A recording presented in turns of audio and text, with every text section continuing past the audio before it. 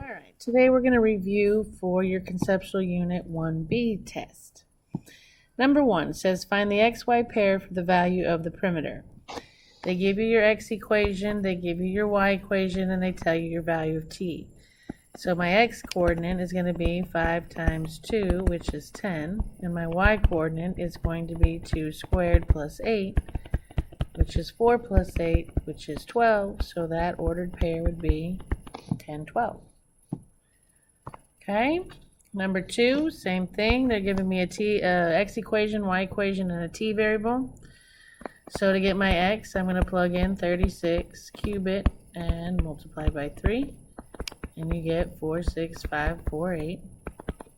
My y value is going to be the square root of 36 plus 13, which is going to be the square root of 49, which is 7. So that ordered pair would be 46548, comma, 7.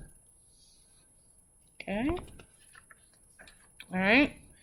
Find the following points determined by those t values. To get your x coordinates, you're going to plug in x equals 3 times negative 3, negative 9, x equals 3 times negative 2, negative 6, x equals 3 times negative 1, negative 3, 3 times 0, 0, 3 times 1, 3, 3 times 2, 6, and 3 times 3, 9. To get your y coordinates, you're going to plug in your t values to the y equation, which is going to be 5 times negative 3 minus 2, 5 times negative 2 minus 2, 5 times negative 1 minus 2, 5 times 0 minus 2, 5 times 1 minus 2, 5 times 2 minus 2, and 5 times 3 minus 2. This will be negative 15 minus 2 is negative 17. Negative 10 minus 2 is negative 12. Negative 5 minus 2 is negative 7.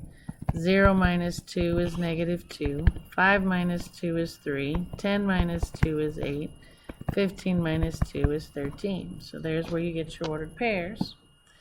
To find the algebraic relationship between x and y, you pick an equation and solve it for t. I'm going to pick the y equation. To solve it for t, I'm going to add 2. Add 2. I get y plus 2 equals 5t. To get t alone, I'm going to divide by 5.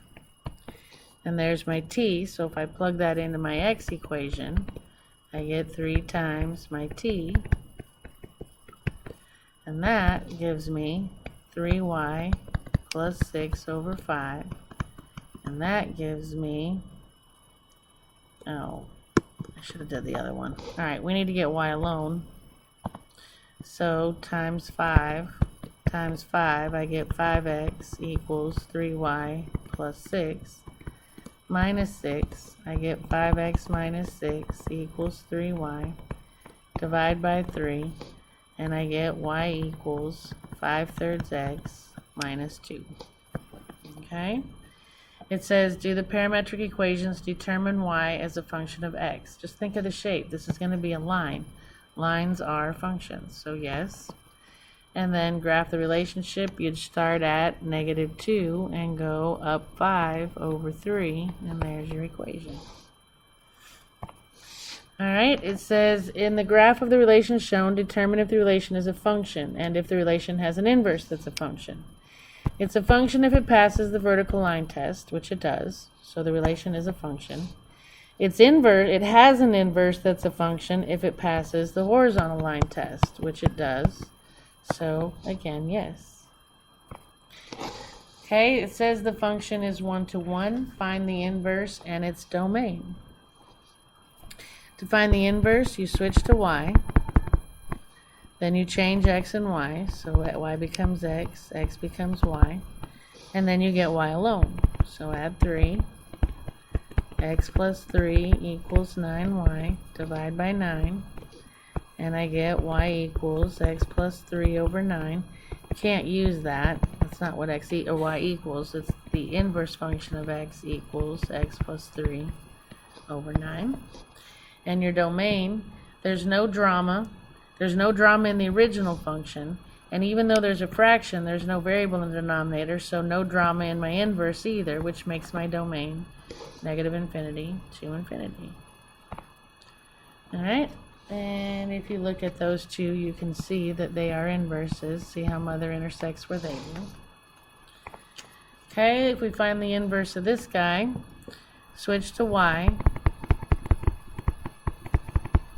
change x and y, so that becomes x, and both of the x's become y's. And then I got to get y alone, so I'm going to multiply both sides by y minus 5. That gives me xy minus 5x equals y plus 6, because those cancel. Now I want to get everything with a y together and everything without a y together. So I'm going to move this y to this side, and I'm going to move the 5x to this side.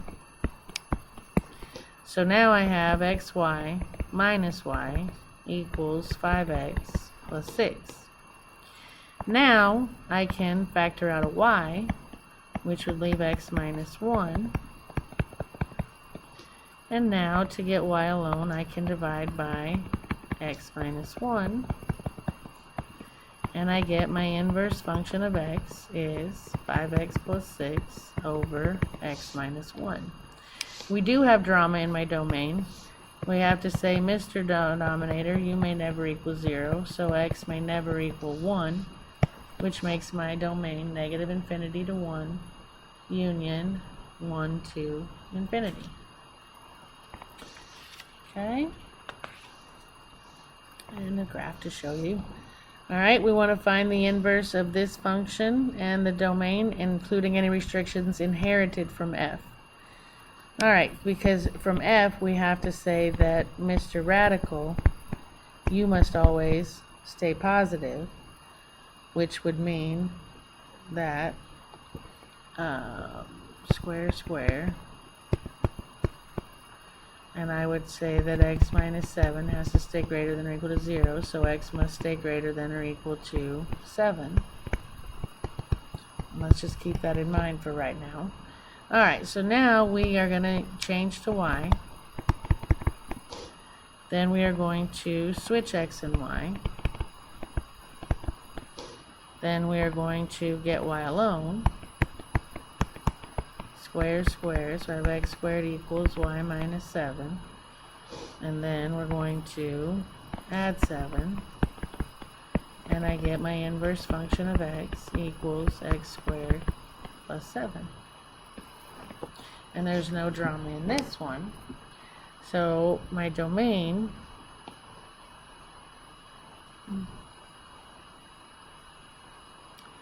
not really sure why it's saying 0 to infinity, because it should be 7 to infinity. I'm not sure about that one. I'm going to have to check that one out. Alright. Find the formula for the inverse of f. So again, we change to y. Switch x and y. Give me just a second here. That's going to bother me now. Hold on, let me hit pause. Okay, I'm back. Let me back up a second. Okay, I looked it up. I understand why it's like this now. Okay, this says that x has to stay greater than or equal to 7 and y has to stay greater than 0. Okay, when you do the inverse, these switch. So you would say y has to stay greater than or equal to 7 and x has to stay greater than 0, which makes my domain that. Okay. Alright, so we've got that. So now we're going to switch x and y. So I have x equals the cube root of y minus 2. Now I have to get y alone, so I'm going to cube. I get x cubed equals y minus 2. Add 2. And I get my inverse function of x equals x cubed plus 2. Alrighty, and you can see that they truly are inverses because you can see mother intersects where they do. Okay, it says determine whether the function is 1 to 1. If it is 1 to 1, sketch the graph of the inverse. It is 1 to 1 because it passes the vertical and the horizontal line test. So that's a yes. Now to graph it, again, you could kind of picture mother here and then go, it's going to have to do this. All right, but I'm not very good at drawing that stuff, so what you can do is you can pick some ordered pairs. Oh, let's pick 0, 0, 4, 2, and let's do -6, -8. So if we switch those ordered pairs, we would have 6, 8, -8, -6, 0, 0, and 2, 4. So if I plot those, -8, -6, 0, 0, 2, 4, there you go. Okay. All right, find f of g of x and g of f of x and determine whether the pair of functions f and g are inverses. If I do f of g of x, I'm starting with the g function, which says x minus 1 over 9, and I'm taking it to f. F says, so I'm taking f of x minus 1 over 9. The f function says 9 times whatever you brought plus 1. I brought x minus 1 over 9. The 9's cancel. That leaves me x minus 1 plus 1. The 1's cancel, and I get the identity. So we're halfway to proving their functions. We've got to do the other one now. So if I do g of f of x, we're starting with the f function, which says 9x plus 1, and we're going to take it to g. G says, I'm taking g of 9x plus 1. G says, whatever you brought, subtract 1 and divide by 9. And I brought 9x plus 1. The plus and minus 1 cancels. That leaves me 9x over 9, which leaves me x. Since I got the mother function for both of them, then yes, they are inverses to each other. And you can tell by the picture that they truly are. Okay, so this one they're telling me they are. I just have to confirm it by showing that the compositions give me the identity function. So if I do f of g of x, that says start with the g function, cube root of x plus 3, and take it to f. F says, finding f of the cube root of x plus 3 now, which says whatever you brought, cube it, and subtract 3. I brought the cube root of x plus 3. The cube kills the cube root, which leaves x plus 3 minus 3. The 3's cancel, and I get the identity. So f of g of x equals x. Now I have to find g of f of x, which means I start with the f function, which says x cubed minus 3, and take it to g. G says, so I'm finding g of x cubed minus 3. G says the cube root of whatever you brought plus 3. And I'm bringing x cubed minus 3. The 3's cancel. That leaves me the cube root of x cubed, which is x. So yes. And that means that these are inverses to each other. And you can tell by the picture that they are. Okay, this one says confirm that these are inverses, again by showing that their compositions are the identity. So if I do f of g of x, I'm going to start with the g function, which says 6 divided by x minus 1, and I'm going to take it to f. Alright, at s, I'm finding f of 6 over x minus 1. The f function says whatever you brought, add 6 and divide by x. I brought 6 over x minus 1. So this one's going to be a little bit more complicated. I'm going to have to get a common denominator on top, which is going to be x minus 1. So multiply the top and the bottom by x minus 1. I get 6 over x minus 1 plus 6x minus 6 over x minus 1 all over x. So now on top, I can keep the denominator, right? And on top, this 6 and this 6 cancel, and I get 6x. Okay, so now if I keep, change, flip, I'm going to have 6x over x minus 1. Oops.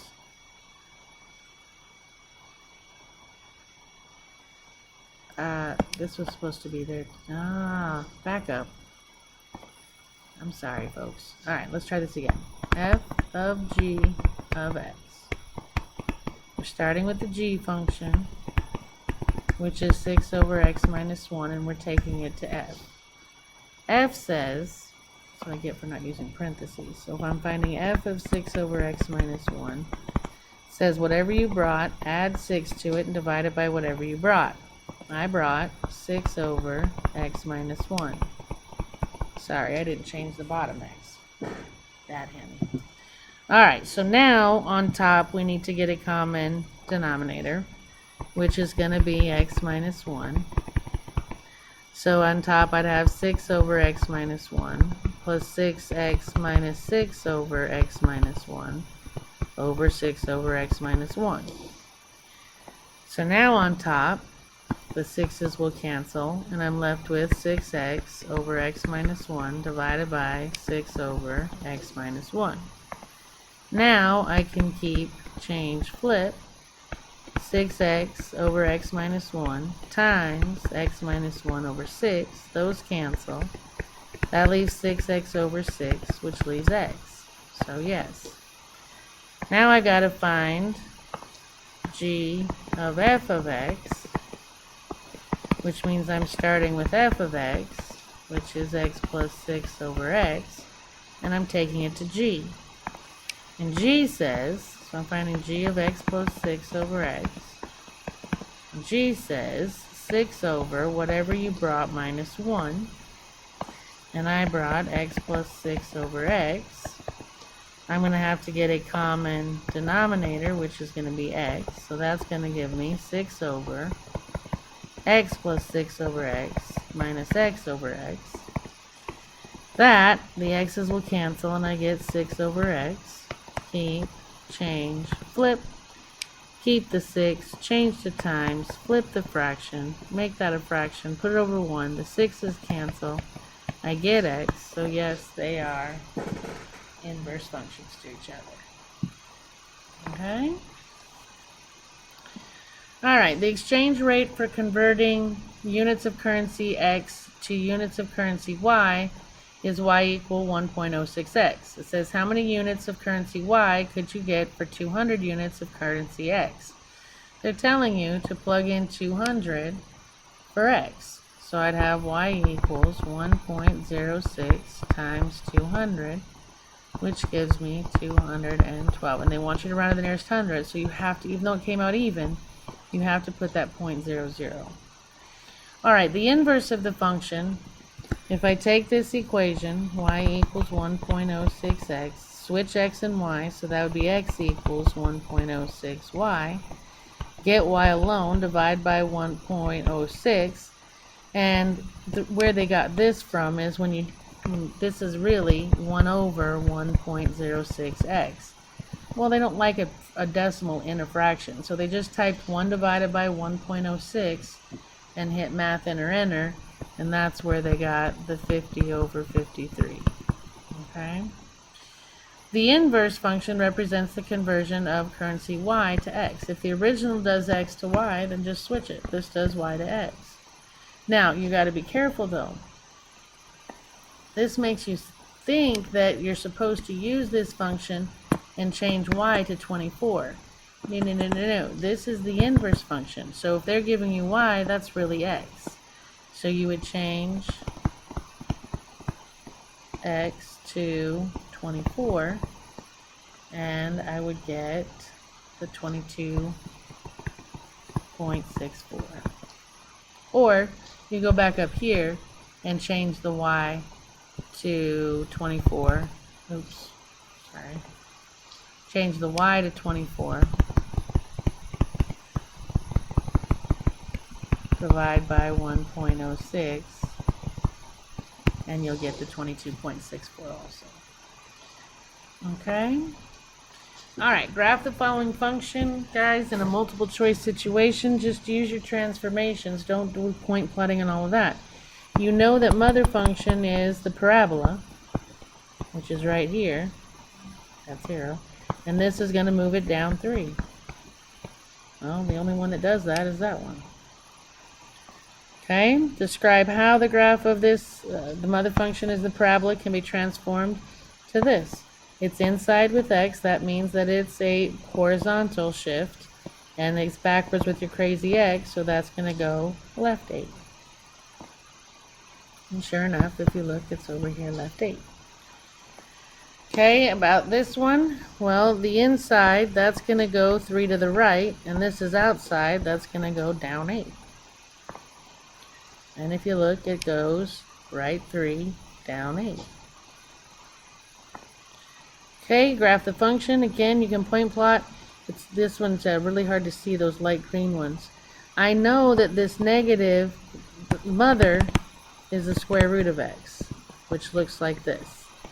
Okay, that negative is going to turn it upside down. So I'm looking for one that's upside down, which means these two are out. Okay, the 1/3 is going to vertically squish it. It's going to vertically compress it, so it's going to be really, really tiny. Not really, really large, so it's got to be A.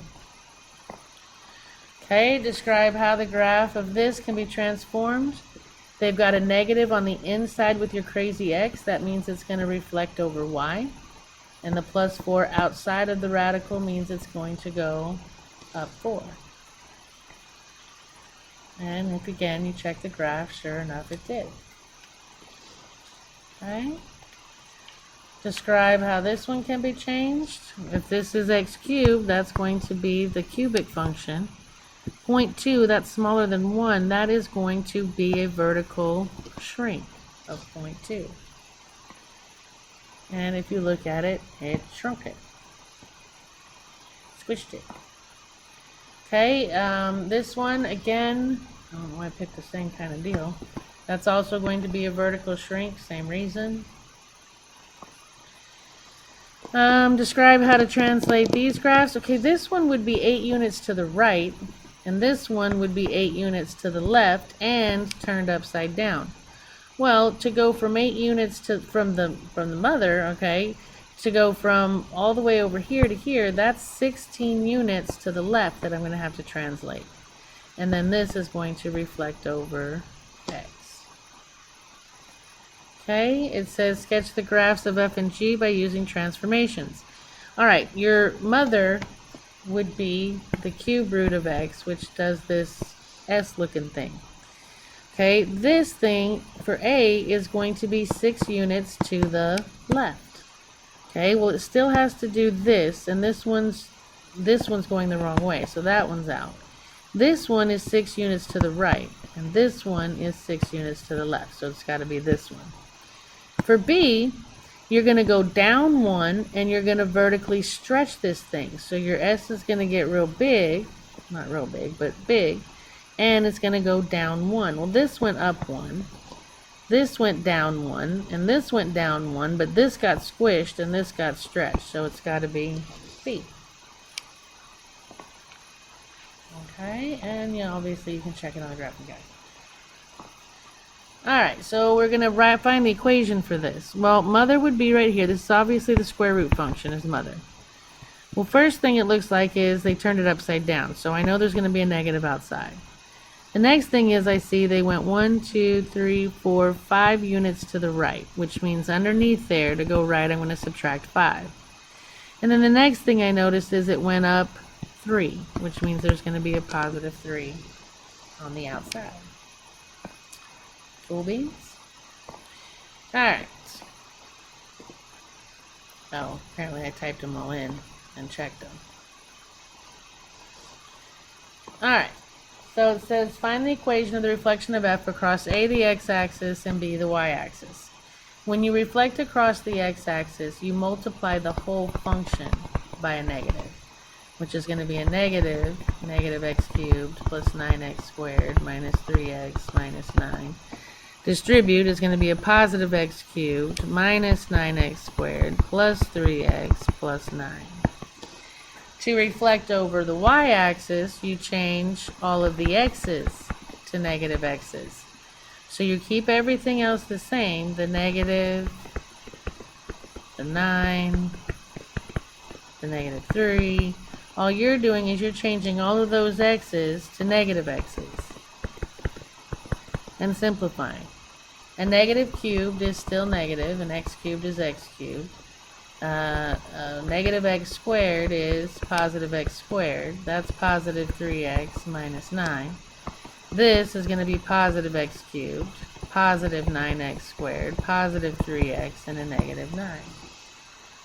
Okay? Alright, find the equation again for this one across the x and across the y. They're being a little tricky here. I can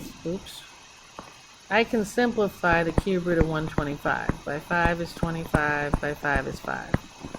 Cube root of 5 cubed is 5. So I can rewrite the cube root of 125x as 5 times the cube root of x. So if you're going to reflect over x, you multiply the whole function by a negative, which would be negative 5 cube roots of x, which is negative 5 cube roots of x.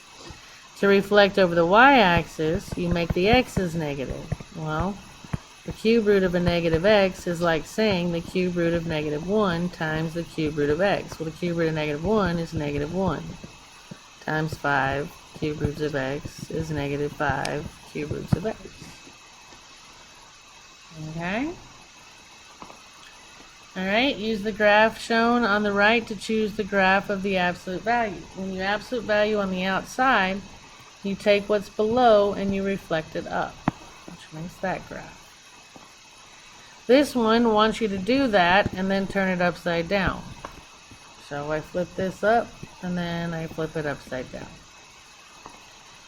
Alright, transform this one. They want a vertical that's outside stretch of 4 normal. So that means take 0.4 times the function. So I would take, not by 0.4, by 4. So I would take 4 times x cubed minus 7x, which is going to be 4x cubed minus 28x. To do a horizontal shrink by a factor of 1/5, what they're telling me to do is multiply x by 1/5. But what that means to do is to change my x's to 5x. Because remember, we do the opposite. They're saying multiply by 1/5. I say divide by 1/5, which is the same as keep, change, flip, multiplying by 5. So that becomes 125x cubed minus 35x. Okay. Alright, this one, they want you to describe the transformations from mother function absolute value to this guy. The horizontal shift is going to be 5 to the right. The graph vertically stretch or shrink is what they're multiplying by outside. So that is going to be, since it's less than 1, a vertical shrink of 1/5. Okay, and then it wants to know the vertical shift. That's what's outside. That is going to go up 2. And, oh, they also did the negative, which is reflect over x. Thought they forgot it there a second. Okay, so if we do this one, they want the same shape, which means they still want a quadratic, but they want it upside down. So that would make me multiply by a negative. And they want to go right 6, which means inside the square, right 6 would be subtracting 6. Okay, this one, they want you to stretch horizontally. Don't pay attention to that. They want to stretch horizontally by a factor of 8. What that means is, if they want me to stretch horizontally by a factor of 8, they're telling me to multiply my x by 8. But what that means I'm going to do is divide my x by 8, which is the same as 1/8 of x. And then they want me to shift down 9, so that would be on the outside. Okay, this one, when we did it on homework, I made you find these ordered pairs and do this to x and do these two things to y. But in a test in a multiple choice type situation, guys, think of it. You're looking for the same shape, but it's got to go left 4. Well, the only ones that went left would be these two. left 4, and it's got to go down 2. So this has all got to shift down 2, and this shifted up 2. So it's got to be that one. Okay. Translate into an algebraic expression. 4 more than 4 times a number. And then they just wrote it algebraically correct by putting the variable first. Okay, express 46% of a number q as a mathematical expression. That is your number 1 clue to multiply. And you always change percents when you write formulas to decimals. So 46%, move the decimal 2 places, would be 0.46. Of means times, and they're telling me to times it by q. Okay, the area of a rectangle. They want you to write a mathematical expression. They're telling me that the area of a rectangle whose length is 17 more than its width. Well, its length is 17 more than its width. Well, let's call the width x, then the length would be 17 plus x, and the area would be length times width. Alright, order doesn't matter. Alright, a salary after a 2.2% increase if the original salary is X dollars. You originally made X, but now you're going to make more than that. You're making, instead of making one whole salary, you're going to make that salary plus an additional 2.2%. You got to write it as a decimal, 0.022 of that salary, which is why you got to add another 0.22 of that X salary you had. Well, 1 plus 0.022 is 1.022x would be your total salary. Okay, the sale price of an item marked X dollars if 40% is discounted from the marked price. Here's my price. You're paying one whole price, but you're going to take off 40% of that price, and of means times whatever you're ofing. Well, 1 take away 0.40 is 0.68. Okay. Write a mathematical expression. The total cost is $73,400 plus 6.75 for each item. That's your clue again to multiply. And they just wrote the X term first. Okay, write a mathematical expression for the area of the triangle. You guys hated these ones. They're not that bad though. If you have an isosceles triangle and it's telling you, so they want the base in terms of S. So if they're telling me that that side is 1/7 as long as the two equal sides, let's call those X. So if S is equal to 1/7 X, then X is equal to 7S. So this side would be 7S, and this side would be 7S. I've got to figure out the height of this thing because ultimately I want the area of a triangle, which is base times height divided by 2. Okay, so I've got to get my height. Well, that's a right triangle. And this would be half of S. Okay, because it's isosceles. So I can set up my height squared plus my leg squared has to equal this side squared. So that gives me h squared plus s squared over 4 equals 49s squared. I'm trying to get h alone, so I'm going to minus s squared over 4 minus s squared over 4. That gives me h squared equals 49s squared minus s squared over 4. I'm going to need a common denominator, which is going to be 4, which gives me 196s squared over 4 times 4 times 4 minus s squared over 4, and I get my height squared is 195s squared over 4. So my height is s times the square root of 195 over 2.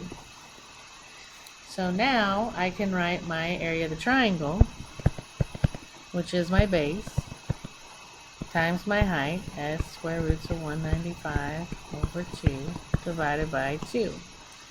Clean it up, I get s squared square roots of 195 over 4. Because this 2 divided by this 2 is 4. Because you keep change flip, you actually multiply. Okay? Alright, an employee's new salary is $20,370 after getting a 5% raise. What was the salary before the increase in pay? Well, let's call it X. And then she got 0.05 more of that, and that came out to $23.70. So this gives me 1.05x equals to $20,370. Divide by 1.05, and your original salary was $19,400. Okay. Alright, what's the better deal? Well, if you have a $34 shirt and you're taking off 25% of the $34, you're saving, if you multiply this, you're saving $8.50. So that's your bargain. You end up paying $25.50 for the shirt, but your bargain is you saved $8.50. My $27 shirt, I'm going to take 45% of the $27 off. This is $12.15. So here your bargain is you're saving $12.15. You end up paying $14.85, but that's not the question. The question is, what's the better bargain? Well, obviously that one, you're saving more money. Alright, next we have the amount in savings account increased from $250 to $255. What was the percent of increase? Percent increase is difference in numbers over original equals P over 100. The difference between 250 and 255 is 5. The original was 250 equals P over 100. So I have 500 equals 250P. Divide by 250, and P equals 2%. 2% increase. Alright, a chemist has two solutions. I like to draw my little barrels that I don't draw very well. You're mixing and you're getting a solution. And you're mixing a 40% solution with a 25% solution to obtain a 38% solution of 104 liters. Alright, and I don't know how much of this is, but if I call this X and there's 104 total, then there's 104 take away X left for this. Okay, so if I set this up, you get 0.40 times X plus 0.25 times 104 minus X equals 0.38 times 104. And I get 0.40x plus, if I distribute here, I get 26. Distribute, I get minus 0.25x equals distribute 39.52.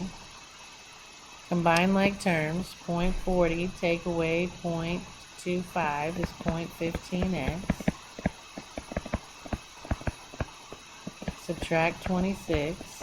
I get 0.15x equals 13.52. Divide by 0.15 and I get x equals 90.13 repeating.